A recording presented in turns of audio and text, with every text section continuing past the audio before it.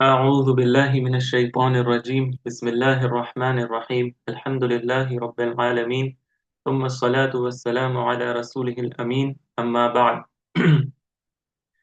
हमने पिछले क्लास में जिस तरह अ, हमारा जो मौजू है मैंने पहले भी रिपीट किया है कि अभी हमारा मौजू वो अल्फाज हैं या वो कलिमात हैं अरबी जुबान के जो अपना एराब हरकत से नहीं बल्कि हरूफ से या लेटर से जाहिर करते हैं। और इसमें हमने तीन चीजें अभी तक पढ़ी हैं। नंबर एक हमने पढ़ा अल मुसन्ना, फिर हमने पढ़ा जमु मुजक्कर अस्सालिम, पिछले वीक हमने अल अल अस्माउल खमसा पढ़ा, यानी पांच ऐसे इस्म कि जो अपने एराब को हरूफ से जाहिर करते हैं। अखुन, अबुन, हमुन, जू, फू वगैरह जालिक। आज उसी सिलसिले की एक कड़ी है, लेकिन फर्क ये है कि अब तक हमने जिनको पढ़ा था वो अस्मा थे यानी इस्म थे। आज हम जो पढ़ेंगे वो है फेल। तो ये एक फर्क है, आपको जहन में रखना है। और फेल में हमारा मौजू क्या होगा वो अब हम इंशाल्लाह डिस्कस करेंगे। सबसे पहले कि हम फेल डिस्कस करना शुरू करें, थोड़ा सा रिकैप कर लेते हैं। फेल के अकसाम कितने हैं, यानी जो तीन बड़े किस्म हैं फेल के वो कौन कौन से हैं? फेल माजी, मुदारे अमल।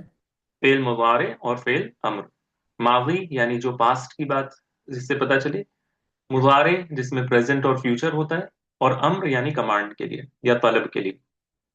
हमने पिछले क्लासेस में ये तय कर लिया था कि फेल माजी सारे मबनी होते हैं। मबनी यानी अनडिक्लाइनेबल, यानी इनमें एराब नहीं होता, ये एराब कबूल नहीं करते, यानी इनमें रफा, नसब, जज्म की हालतें नहीं होती। इसी तरह फेल अम्र में भी रफ, नसब और जज्म की हालतें नहीं होती, क्योंकि ये मबनी है, ये इनडिक्लाइनेबल है, ये चेंज नहीं होते। सिर्फ एक कैटेगरी है फेल की जो एराब कबूल करता है, और वो कौन सा है? फेल मुजारे। फेल मुजारे एराब कबूल करता है। तो जब भी एराब का अगर डिस्कशन आएगा कि वो हरकत से रिप्रेजेंट करता है या हरूफ से रिप्रेजेंट करते हैं, तो हमेशा फेल मुजारे की बात होगी। वाज़ेह है? यानी ये पिछली बात है जो हमने पहले भी पढ़ा है। यानी जी जब भी सर, हम एराब की बात आएगी हम फेल मुजारे की बात करेंगे। हम फेल माजी और फेल अम्र की बात नहीं करेंगे, क्योंकि ये मबनी है। तो ये ठीक है। तो जब हमने ये जाज़ाकल्लाह। जी जब हमने ये तय कर लिया कि फेल मुजारे हमारा मौजू है, तो थोड़ा सा जल्दी से रिकैप कर लेते हैं। फेल मुजारे बनता कैसे है, ये हमने पहले भी डिस्कस किया है। थोड़ा सा इसको रिकैप कर लेते हैं ताकि हमारा आगे जो मौजू अभी आएगा वो आसान हो जाए। फ़ाला मिसाल के तौर पर अगर फेल माजी है, इससे अगर हमें फेल मुजारे को तैयार करना है तो हम क्या करते हैं? सबसे पहले अनैतु लेटर्स में से किसी लेटर को लेते हैं। मिसाल के तौर पर या को हम लेते हैं और फा आइन लाम के साथ इसको जोड़ देते हैं। राइट, हम इसको जोड़ देते हैं। फा पर साकिन देते हैं, आइन पर हम डिक्शनरी के हिसाब से फ़ाला अगर है और इसका मुजारे यफ़अलु बनना है तो आइन पर जबर देते हैं, और लाम पर क्या देते हैं? पेश देते हैं। यानी हम जब भी फेल मुजारे को बनाते हैं फेल माजी से, तो शुरू में एक लेटर हम लाजमन लगाते हैं, और उसको कहते हैं हरूफुल मुजारा। ठीक है, मुजारे के हरूफ। और वो कितने हैं? चार हैं। हमजा, नून, या और ता। और इन्हीं से फ़अला से यफ़अलु बनेगा, फ़अला से नफ़अलु बनेगा अगर नून को ले लिया जाए। अगर ता को ले लिया जाए तो तफ़अलु। ठीक है, तफ़अलु। और अगर हमजा को लिया जाए तो तफ़अलु। ऐसे ही है ना? फेल मुजारे, फेल मुजारे फेल माजी से अनैतु लेटर्स को लगाने से बनता है। यानी इसका जो बेसिक स्ट्रक्चर है वो अनैतो हरूफ को आगे लगाने से बनता है। यानी इसके शुरू में ये चार लेटर्स अगर आ जाएं तो ये क्या माने जाते हैं? फेल माजी माने जाते हैं। राइट, सॉरी, फेल मुजारे माने जाते हैं। करेक्ट? आप लोग अग्री करते हैं ना इससे? یہ 4 لیٹر اگر لگ جائیں تو یہ کیا ہوتے ہیں؟ حروف المضارع. ہاں، حروف المضارع میں سے اگر یہ 4 لیٹرز آ جائیں تو یہ فعل مضارع کہلاتے ہیں. اور یہ ہم نے پہلے بھی پڑھا تھا کہ یہ 4 بیسک پیٹرنس ہے، یعنی یفعلو، نفعلو، ٹھیک ہے، نفعلو اور افعلو اور تفعلو، رائٹ. یہ 4 بیسک پیٹرنس حروف مضارع کو لگانے سے بنتے ہیں، یفعلو، نفعلو، تفعلو اور افعلو. اگر آپ ان کو غور کریں تو ان سب کے آخر پر اعراب کیسے ظاہر ہو رہا ہے؟ دما سے.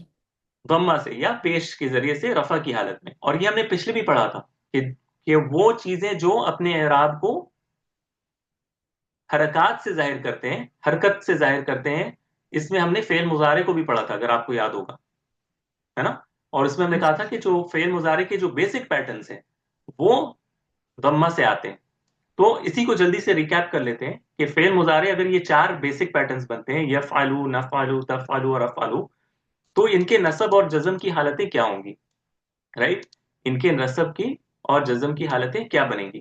تو مثال کے طور پر اگر رفع کی حالت یفعلو ہے تو نصب کی حالت، اب یہ نصب کی حالت میں کیوں جاتا ہے؟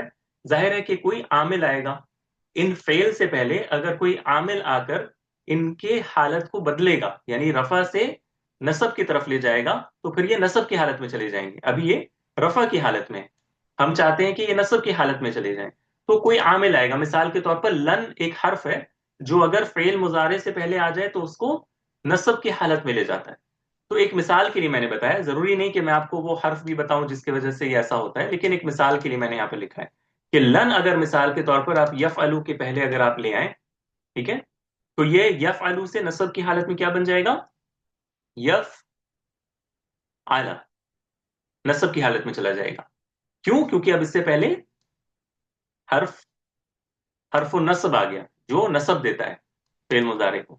بات آ رہی ہے سمجھ میں کہ یہ کیوں جاتا ہے نصب کی حالت میں؟ کوئی حرف آ کر، جیسے حرف جر دیتا ہے، حرف نصب دیتا ہے فعل مضارع کو. ٹھیک ہے، واضح ہے نا؟ جی استاد. ہاں. اور اگر مثال کے طور پر حرف جزم آ جائے تو یہ ظاہر ہے کہ فعل میں رفع، نصب اور جزم ہوتا ہے. جر کی حالت فعل میں نہیں ہوتا، جزم ہوتا ہے، رائٹ. تو الجزم، ہم نے جزم کی حالت کو دیا ہے. تو اگر جزم کی حالت ہمیں لے جانا ہے تو لم آنے کی وجہ سے جزم کی اصلی حالت کون سی ہے؟ یعنی اسلام پر کون سی حرکت آئے گی جزم کی حالت میں؟ یعنی حرکت نہیں آئے گی بلکہ ساکن آئے گا، ہے نا. لم یفعل، تو یفعلو نصب کی حالت میں یفعلا اور جزم کی حالت میں یفعل، کیونکہ یہ اس کی اصلی حالت ہے نا، اصلی اعرابی حالت ہے. ہم نے کہا تھا نا کہ اعراب کی کچھ اصلی حالتیں ہیں، جیسے رفع کے لیے پیش، نصب کے لیے فتحہ، یا اور جر کے لیے کسرہ، اور جزم کے لیے ساکن. ساکن. یہ اصلی اعرابی حالتیں ہیں، ہے نا. اور پھر اس کے بعد ہم نے دیکھا کہ رفع کے لیے کبھی واو آ جاتا ہے، رفع کے لیے کبھی الف آ جاتا ہے. ہم نے یہ اسما میں دیکھا. ٹھیک ہے. اچھا، تو یہ یفعلو کے لیے اس لیے ایسا بنا. اگر یہ تفعلو کے لیے اگر ہم نصب کی حالت رکھیں گے تو کیا بنے گا؟ جلدی سے مجھے بتائیں. تفعلا. تفعلا، ہے نا. نصب کی حالت تفعلا، اور جزم کی حالت تفعل. أفعل. ہاں، ویری گڈ. افعلو، افعل. افعلا، أفعل. اور أفعل. افعل. ٹھیک ہے، جزم کی حالت، یعنی اس سے پہلے کوئی حرف آنا چاہیے، جیسے لم تفعل، لم افعل. ٹھیک ہے، لن تفعلا، لن افعلا. ٹھیک ہے، اس طرح نف علا. ٹھیک ہے، اور نفعل. نفعل. Very good. اب ایک مثال کے طور پر یکتبو ہے، فعل مضارع یکتبو ہے. اگر لن کے ساتھ آ جائے تو یہ کیا بن جائے گا؟ لن يكتب. يفعل. یکتبا، يكتب. لن یکتبا. اور اگر جزم کی حالت میں ہو تو لم يكتب. ٹھیک ہے. تو یہ ایک مثال کے لیے میں نے دیا ہے. اب ظاہر ہے اب یکتبو کو آپ بنا لیں اکتب، تو لن اکتبا اور لم اکتب. اسی طرح لن نکتبا، لن نکتب. تو یہ مثال کے لیے میں نے دیا ہے. اور میں نے کیوں بتایا ہے یہ ساری چیزیں آپ کو؟ تاکہ آپ کے ذہن میں یہ دو چیزیں آپ کو اس میں سے لینی ہے. ایک تو یہ کہ یہ اعرابی حالتیں کیسے بدلتی ہیں. ڈیفالٹ جو حروف جو فعل مضارع کے آخر پر جو حرکت ہے وہ اصلی حالت میں رہتی ہے, جیسے پیش, زبر اور ساکن. یہ پہلی بات آپ کو ذہن میں رکھنی ہے.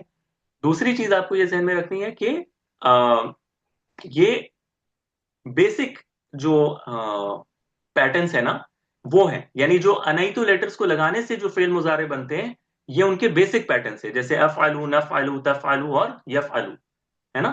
تو یہ بیسک ہے, ان میں تو کوئی مسئلہ نہیں ہے, بالکل آسان ہے. رفع کی حالت پیش سے, نصب کی حالت زبر سے اور جزم کی حالت سکون سے, کوئی مسئلہ نہیں ہے. جب ہم نے اس کو سمجھ لیا اب ہمارا موضوع شروع ہوتا ہے کہ یہ تو بیسک پیٹرن تھے, ہے نا, کہ جو پہلی بار بنتے ہیں نہیں تو لیٹرز لگانے سے. لیکن یہ کیا بتاتے ہیں؟ مثال کے طور پر یفعلو کا معنی ہوتا ہے وہ ایک مذکر کرتا ہے, وہ ایک مذکر کرتا ہے تھرڈ پرسن کے لیے, غائب کے لیے وہ ایک پرسن کرتا ہے یفعلو. افعلو میں ایک پرسن کرتا ہوں یا کروں گا, اس طرح. تفعلو تم ایک مذکر پرسن, تم ایک میل پرسن کرتے ہو یا کرو گے, ٹھیک ہے. تفعلو کا ایک اور معنی ہوتا ہے وہ ایک فیمیل پرسن کرے گی یا کرتی ہے, یہ بھی ہوتا ہے.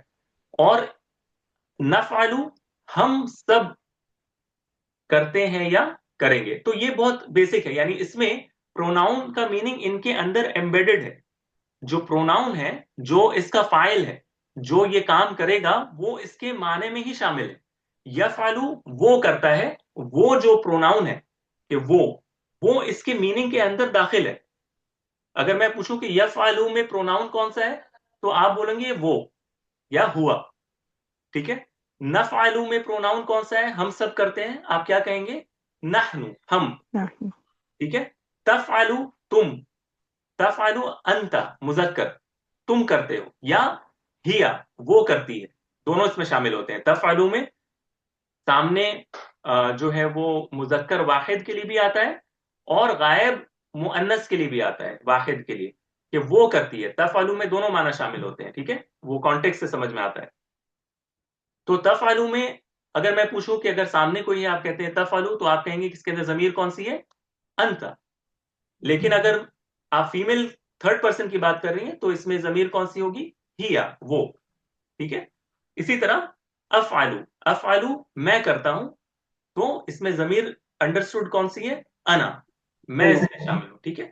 تو یہ جو بیسک سٹرکچرز ہیں ان میں جو ضمیر ہے, جو پروناؤن ہے, وہ ایمبیڈڈ ہے, امپلائیڈ ہے, یعنی آپ کو وہ دکھے گا نہیں, آپ کو خود سے سمجھنا ہے کہ اچھا اس میں معنی یہی امپلائیڈ ہے, ٹھیک ہے. لیکن جب ہم ان بیسک پیٹرنز کو لے کر آگے بڑھتے ہیں تو ہمیں پھر کچھ ایڈیشنل چیز کی ضرورت پڑتی ہے اور اس کو سمجھنا بہت ضروری ہے. مثال کے طور پر ہم کہتے ہیں یفعلو, یفعلو یعنی وہ ایک مذکر کرتا ہے, وہ ایک تھرڈ پرسن کرتا ہے یفعلو. اب مجھے کہنا ہے کہ دو پرسن انوالوڈ ہیں, ٹھیک ہے, ٹھیک ہے. یفعلو اب مجھے کہنا ہے کہ دو پرسن انوالوڈ ہیں, ٹھیک ہے. ابھی یفعلو ایک پرسن کے لیے تھا نا, یفعلو وہ ایک کرتا ہے, اب مجھے کہنا ہے کہ وہ دو کرتے ہیں, تو میں کیا کروں گا؟ یفعلو. اب مجھے بتانا ہے کہ دو ہیں, اب ایک نہیں ہے, کتنے ہیں؟ دو ہیں. تو اب عرب کیا کرتے ہیں؟ وہ کہتے ہیں اب آپ کو ایک الف کو لگانا ہوگا یہ بتانے کے لیے یہ کتنے ہیں؟ دو ہیں. بات آ رہی ہے سمجھ میں جو میں کہہ رہا ہوں؟ جی سر. جی تو اس پروناؤن کو بتانے کے لیے کہ کتنے لوگ ہیں, اس کے لیے ایک الف کو لگایا جاتا ہے, اس الف کو کہتے ہیں الف الاثنین. یہ ہمارا بھی ٹاپک نہیں ہے, ہم آپ کو یہ بتا رہے ہیں کہ اس یفعلو کے آخر پر یہ بتانے کے لیے کہ اب یہ دو ہیں, ایک پروناؤن کو لگانا پڑتا ہے الف جو ان دونوں کو ریپرزینٹ کر رہا ہے, ٹھیک ہے. تو ہم نے الف کو لگا دیا. اب جب ہم نے اس کو الف کو لگا دیا تو مسئلہ یہ ہوا کہ اب کیا ہوا؟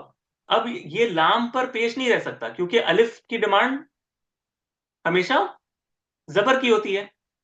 تو اب یہ یفعلا ہو گیا, ایسے ہی ہے نا, اب یہ یفعلا ہو گیا کیونکہ الف کے ساتھ تو پیش نہیں جا سکتا لام پر، تو ہمیں کیا کرنا ہوگا؟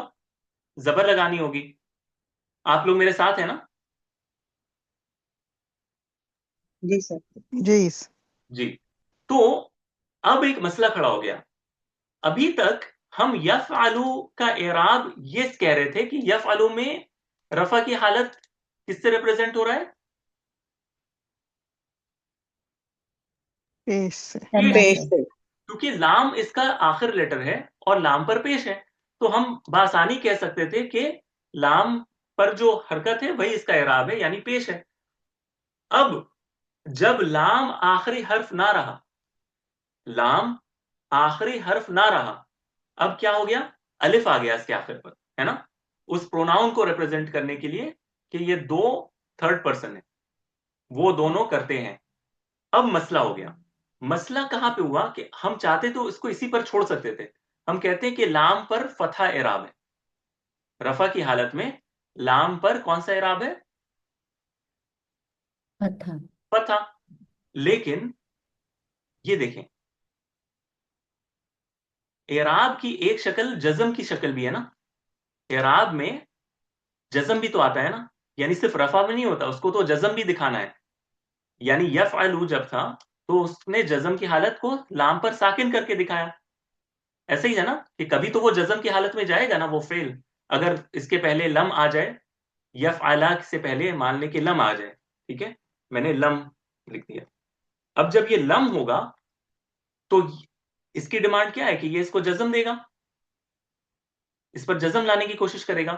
اگر ہم یہ کہہ رہے ہیں کہ لام میرا اعراب کیری کر رہا ہے، تو یہ کیا ہوگا؟ لام پر کیا آ جائے گا؟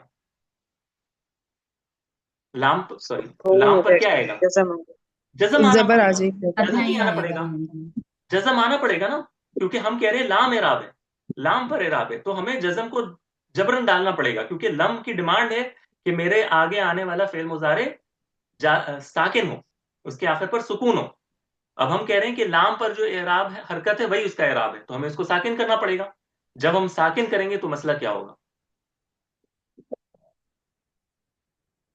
اب دو ساکن اکٹھا ہو گئے نا، ایک تو لام خود اور دوسرا اس کے بغل میں جو پروناؤن ہے، جو ضمیر ہے الف، وہ خود بھی ساکن. جب دو ساکن اکٹھا ہو جائیں گے تو پھر ہمیں لام کو ڈراپ کرنا پڑ جائے گا، کیونکہ الف کو تو ہم کر نہیں سکتے کیونکہ وہ میرا پروناؤن ہے، وہ میرا پروناؤن ہے، تو ہمیں لام کو ہی ڈراپ کرنا پڑ جائے گا. تو اس میں بہت بڑا کنفیوژن ہو جائے گا کیونکہ لام ہی ڈراپ ہو گیا میرا. ٹھیک ہے، جزم کی حالت میں لام کو ہی ڈراپ کرنا پڑ جا رہا ہے. بات آ رہی ہے سمجھ میں جو میں بول رہا ہوں؟ یہ میں ابھی انٹروڈکشن دے رہا ہوں آپ کو، تب آپ اپریشیٹ کر پائیں گے کہ اصل میں اعراب ہے کیا پھر. ٹھیک ہے، اس کو ایک کہانی کی طرح سنیے آپ. ٹھیک ہے، اس کو یاد رکھنا ضروری نہیں ہے، اس کو ایک کہانی کی طرح سننا ہے آپ کو کہ یہ قصہ کیا ہے، آخر ماجرا کیا ہے. تو لم یفعل اگر اس پر الف آ گیا اور اس سے پہلے حرف جزم آ جائے تو اس کے لیے مسئلہ کیا ہو رہا ہے؟ لام پر ساکن ڈالنے سے دو ساکن اکٹھا ہو جا رہے ہیں، ہے نا، دو ساکن اکٹھا ہو جا رہے ہیں. تو اب میرے لیے مسئلہ ہو گیا، اب میں لام کو نہیں بول سکتا کہ لام پر جو فتح ہے وہ میرا اعراب ہے. تو اب ہم کریں کیا؟ ہم اعراب کو کیسے ظاہر کریں؟ نحویوں کے لیے جب انہوں نے عرب کے ورڈز کو آبزرو کیا فعل مضارع کو، تو وہ پریشان ہو گئے کہ ہم اعراب کس کو قرار دیں. عرب اس طرح بات کرتے ہیں، ہمیں پتہ لگانا ہے کہ ان کا اعراب ہے کہاں، کیا کریں؟ تو انہوں نے دیکھا کہ اچھا، عرب ان سب سے جان چھڑانے کے لیے ایک نون کو لاتے ہیں، ایک نون کو لاتے ہیں، اور اس نون کو کہتے ہیں کہ نون کا ہونا رفع کی علامت ہے. نون کا ہونا رفع کی علامت ہے. نون خود اعراب نہیں ہے، نون خود اعراب نہیں ہے، نون اشارہ کرتا ہے کہ میں رفع کی حالت میں. نون کا ہونا ہی رفع کی علامت ہے. بات آ رہی ہے سمجھ میں؟ یعنی وہ ایک علامت ہے. نون یہاں پر ایک علامت وہ لگاتے ہیں کہ رفع کی علامت اب مجھے لگانی ہے نا، مجھے بتانا ہے کہ یہ رفع کی حالت میں ہے. ٹھیک ہے، ابھی میں لم کو نہیں لگا رہا، لم ابھی بھول جائیں تھوڑی دیر کے لیے. لم ابھی میں نہیں کہہ رہا، میں کہہ رہا ہوں کہ یفعل اس پوزیشن پہ تھا نا ہمارا، کہ ہم نے جب ضمیر کو لگایا لاسٹ میں الف کو، تو یہ یفعل بنا تھا، وہ دو کرتے ہیں، لیکن مجھے رفع کی علامت کو بتانا ہے نا، رفع کی علامت ہے کون سی؟ لام پر جو زبر ہے اس کو ہم نہیں کہہ سکتے کیونکہ وہ جزم میں ڈراپ ہو جائے گا، تو پھر میں رفع کی علامت لگاؤں کیسے؟ تو وہ کہتے ہیں کہ نون آپ ایک رکھیں، اور وہ نون کو بولیں کہ یہ جو ثبوت النون ہے، اس نون کا ثابت ہونا ہی رفع کی علامت ہے، اس نون کا موجود ہونا ہی رفع کی علامت ہے۔ بات آ رہی ہے سمجھ میں؟ یعنی ایک نون کو لگاتے ہیں آخر پر، اور وہ نون علامت ہوتی ہے رفع کی۔ ظاہر ہے کہ یہ رفع کی حالت میں ہے نا، یہ ورڈ تو رفع کی حالت میں ہے کیونکہ ہم نے یفعلو سے ڈائریکٹ بنایا ہے، تو یہ رفع کی حالت میں ہے نا۔ بات آ رہی ہے سمجھ میں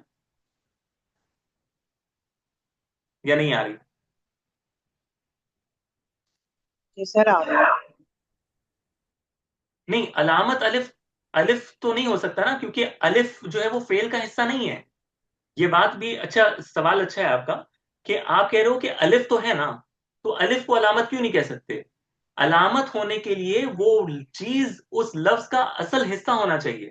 ہم اس فعل کی علامت کی بات کر رہے ہیں، یہ فعل کی بات کر رہے ہیں، یفعلو ایک فعل ہے، ہم جب اس میں الف لگاتے ہیں تو وہ الف اس فعل کا حصہ نہیں ہے، وہ الف ایک پروناؤن ہے جو ہم اٹیچ کر رہے ہیں لا کر، اس فعل کا حصہ نہیں ہے وہ، یعنی اعراب اس ورڈ کا حصہ ہونا چاہیے، اس یفعلو کا حصہ ہونا چاہیے، وہ اس ورڈ کا حصہ نہیں ہے، تو ہم الف کو بھی ڈکلیئر نہیں کر سکتے کہ اعراب ہے۔ بات آ رہی ہے سمجھ میں ذاکرہ؟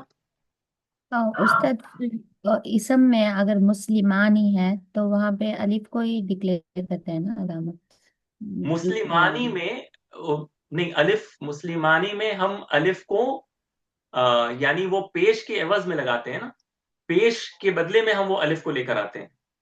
مسلمن میں جو پیش تھا اس کے بدلے میں اس پیش کو ہم الف کی شکل میں لے کر آتے ہیں، تو وہ اس ورڈ کا حصہ ہے، اچھا وہ اس ورڈ کا حصہ ہے، اس سے الگ نہیں ہے۔ بات جی آ رہی ہے سر سمجھ میں؟ سمجھ میں۔ ہاں، جی لیکن یہاں پر یہ جو الف ہے، یہ آپ یہ آپ نکال دو، یہ آپ نکال دو، کیونکہ آپ جب یفعلانی یفعلان اس طرح دیکھو گے تو آپ بولو گے فعل تو یفعلو ہے، الف اس میں پروناؤن ہے، ٹھیک ہے؟ تو خیر، الف جو ہے وہ اس کا حصہ نہیں ہے، تو وہ ایک نون کو لاتے ہیں اور اس نون کو علامت بناتے ہیں رفع کے لیے۔ اور چونکہ مثنیٰ ہم نے پڑھا تھا نا، کتابانی، مسلمانی، زیدانی، تو اس کے پیٹرن کو فالو کرتے ہوئے اس نون کے نیچے ایک کسرہ لگا دیا جاتا ہے، کیونکہ یہ بھی دو کو ریپرزینٹ کر رہے ہیں نا، یفعلانی یعنی وہ دو کرتے ہیں، وہ دو کرتے ہیں، تو انہوں نے اسی پیٹرن کو، اسم والے پیٹرن کو کنٹینیو رکھا، جیسے اسم میں مسلمانی، کتابانی، زیدانی، تو اس میں بھی یفعلانی وہ دو کرتے ہیں، لیکن رفع کی علامت کیا ہے؟ ثبوت النون، ثبوت النون، یہ جو نون کا موجود ہونا ہی رفع کی علامت ہے۔ بات آ رہی ہے سمجھ میں؟ ہم نے پچھلے جو پڑھے تھے اعراب، وہ خود اعراب تھے، واو مسلمونہ میں اعراب تھا، مسلمانی میں الف اعراب تھا، لیکن یفعلانی میں ثبوت النون اعراب ہے، اس نون کا موجود ہونا، نون خود اعراب نہیں ہے، نون خود اعراب نہیں ہے، نون ایک علامت ہے کہ میں رفع کی حالت میں۔ بات آ رہی ہے سمجھ میں؟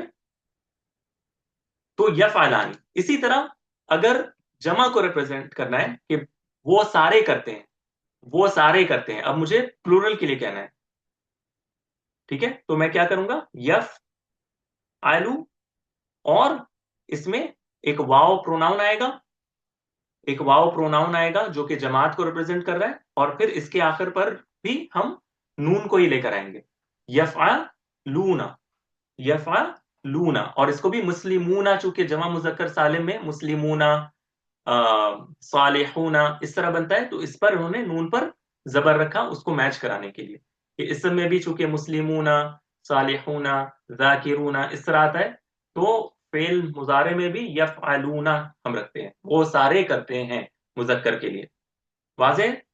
تو اس طرح وہ نون کو اعراب بنا دیتے ہیں، نون کو، ثبوت النون کو اعراب بناتے ہیں، کس کو بناتے ہیں؟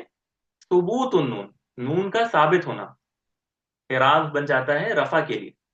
ٹھیک ہے, تو یہ فعل مضارع اس طرح بناتے ہیں وہ. اب آپ اس چارٹ کو آبزرو کریے. ٹھیک ہے, میں آپ کو چارٹ دکھاتا ہوں. یہ بہت اہم ہے کہ اس بات کو سمجھنا بےحد اہم ہے کہ فعل مضارع میں اب یہ گردان آپ دیکھیں. ٹھیک ہے, یہ واحد کے لیے ہے سنگولر, مثنیٰ دو لوگوں کے لیے, اور یہ جمع. ٹھیک ہے, دو سے زائد لوگوں کے لیے. یہ مذکر اور مؤنث غائب تھرڈ پرسن کے لیے. یہ مخاطب مذکر یعنی second person, second person male, مخاطب مؤنث سیکنڈ پرسن فیمیل, اور یہ متکلم جو فرسٹ پرسن ہے. تو ہم نے دیکھا واحد کے لیے یفعلو, یفعلو یعنی وہ ایک واحد مذکر کرتا ہے تھرڈ پرسن کے لیے. تو اس کا اعراب پیش سے ہے. جو گرین جتنے بھی ہیں اس کا اعراب اصلی ہے اور یہ سارے رفع کی حالت میں بائی دا وے. تو رفع کی حالت میں یفعلو, اچھا وہ ایک مذکر کرتا ہے یا کرے گا. اب دیکھیں یفعلانی, وہ دو مذکر کرتے ہیں یا کریں گے. وہ دو مذکر مثنیٰ کرتے ہیں یا کریں گے. اس میں اعراب کیا ہے؟ ثبوت النون. رفع کی علامت کیا ہے؟ ثبوت النون. نون اس کا اعراب ہے. ٹھیک ہے, نون کا موجود ہونا. جمع کے لیے وہ سب کرتے ہیں یا کریں گے, یفعلون, یفعلون. ٹھیک ہے, یہاں پر بھی نون, یہ کیا ہے؟ ثبوت النون, اس کا اعراب ہے. اب مثنیٰ مؤنث کے لیے تھرڈ پرسن تفعلو, میں نے بتایا تھا نا, تفعلو وہ کرتی ہے یا کرے گی. اس میں بھی اعراب پیش کے ساتھ ہے. تفعلانی وہ دونوں کرتے ہیں یا کریں گے. اس کا اعراب کیا ہے؟ ثبوت النون, ثبوت النون. اب اس میں بھی اگر پروناؤن آپ سے پوچھا جائے تو آپ بولیں گے الف الاثنین اس کا پروناؤن ہے, یعنی وہ دو کرتے ہیں. اور یہ جو نون ہے یہ اس کا اعراب ہے ثبوت النون. ٹھیک ہے, وہ ساری مؤنثیں کرتی ہیں. اب جمع کے لیے وہ ساری مؤنثیں کرتی ہیں. اس کے لیے جو ورڈ آتا ہے وہ آتا ہے یفعلن. اس میں نون جو آخر پر یہ والا جو نون ہے زبر والا, یہ اعراب والا نون نہیں ہے بلکہ یہ ضمیر ہے, یہ پروناؤن ہے. نون النسوہ کہتے ہیں اس کو. جیسے یفعلانی میں الف پروناؤن تھا, یفعلونا میں واو پروناؤن تھا, یفعلنا میں کون سا پروناؤن ہے؟ نون پروناؤن ہے. اس میں نون, یہ آپ کو پتا ہونا چاہیے. اور یہ مبنی ہوتا ہے. فعل مضارع میں نے آپ کو بتایا تھا کہ جو فیمیل والے جو جتنے بھی صیغے ہیں جمع کے لیے وہ کیا ہے؟ مبنی ہے. ان کا اعراب نہیں ہوتا, یعنی یہ مبنیون علی الفتح ہے, علی السکون ہے, سوری, یفعلنا مبنیون علی السکون, اس طرح آتا ہے. تو اسی لیے میں نے اس کو ڈارک کر کے رکھا ہے کہ ہم اس کا اعراب ڈسکس نہیں کریں گے. یہ اس میں اعراب کی کوئی علامت نہیں ہے کیونکہ یہ اعراب قبول نہیں کرتا. فعل مضارع میں یہ والا صیغہ اور یہ والا صیغہ اعراب قبول نہیں کرتا ہے, باقی سارے اعراب قبول کرتے ہیں. ٹھیک ہے, یہ ہم نے مبنی پڑھنے کے وقت میں بھی ڈسکس کیا تھا. بہرحال تو یفعلنا وہ ساری کرتی ہیں یا کریں گی, یہ مبنی ہے تو ہم اس کا اعراب ڈسکس نہیں کریں گے. مخاطب کے لیے کہ تم ایک مذکر کرتے ہو یا کرو گے, تفعلو, تو اس کا اعراب پیش کے ساتھ. تم دونوں مذکر کرتے ہو یا کرو گے, تفعلانی, اس میں اعراب ثبوت النون کے ساتھ. تفعلون تم سارے مذکر کرتے ہو یا کرو گے, اس کا اعراب ثبوت النون کے ساتھ. تم ایک مؤنث کرتی ہو یا کرو گی, اس کا اعراب نون کے ساتھ. کیوں؟ کیونکہ تفعلینا میں یا اس کی ضمیر ہے, یا المخاطبہ کہتے ہیں اس کو. کیا کہتے ہیں؟ یا المخاطبہ, یہ اس کا پروناؤن ہے. تم, یہ جو کہتے ہیں نا تم کرتی ہو, تو یہ جو تم ہے یہ یا کے شکل میں آتا ہے یہاں پر. تفعلینا تم ایک مؤنث کرتی ہو یا کرو گی, اور اس کا اعراب بھی ثبوت النون سے ظاہر ہوتا ہے. تفعلانی تم دونوں مؤنث کرتی ہو یا کرو گی, اس کا اعراب ثبوت النون سے ظاہر ہوتا ہے.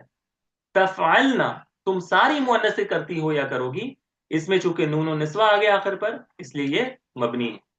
ٹھیک ہے, مبنی ہے. متکلم میں کرتا ہوں یا کروں گا, اس کا اعراب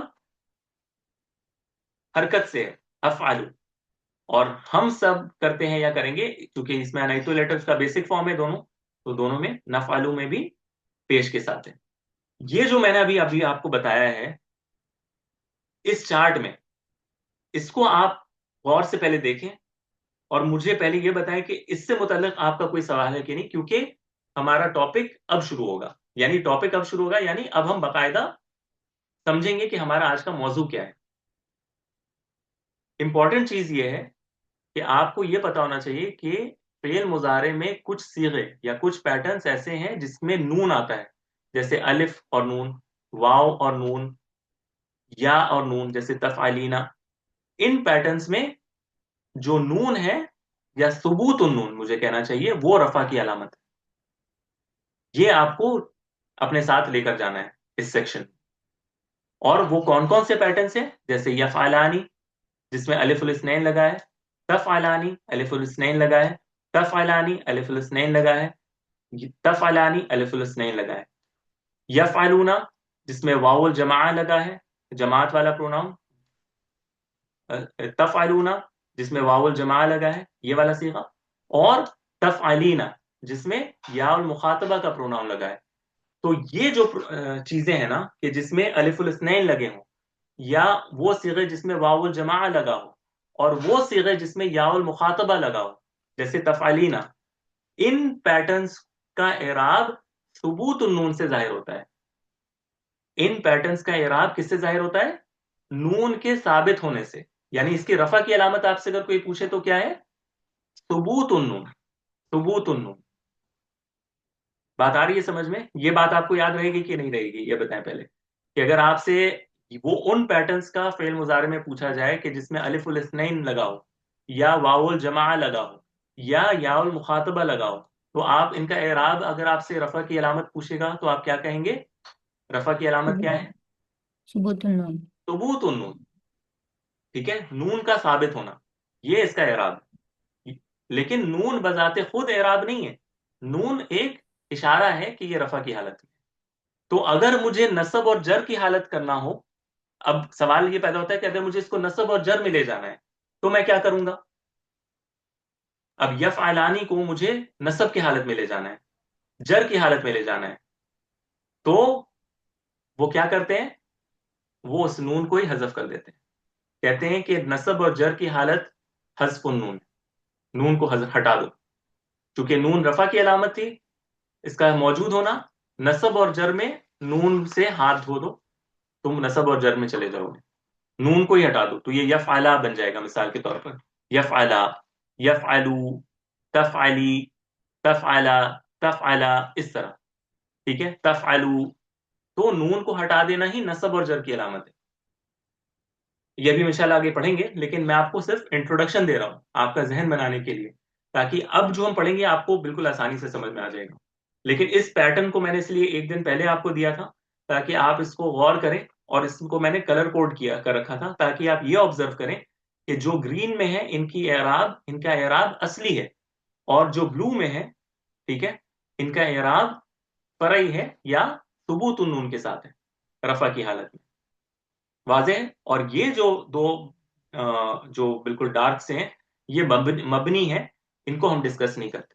ٹھیک ہے، تو کسی کا اگر کوئی سوال ہے تو آپ پوچھ لیں، نہیں تو پھر آپ لوگ ری جوائن کریں. انشاءاللہ اب ہم اپنے موضوع میں کمپلیٹلی داخل ہوں گے. السلام علیکم ورحمۃ اللہ.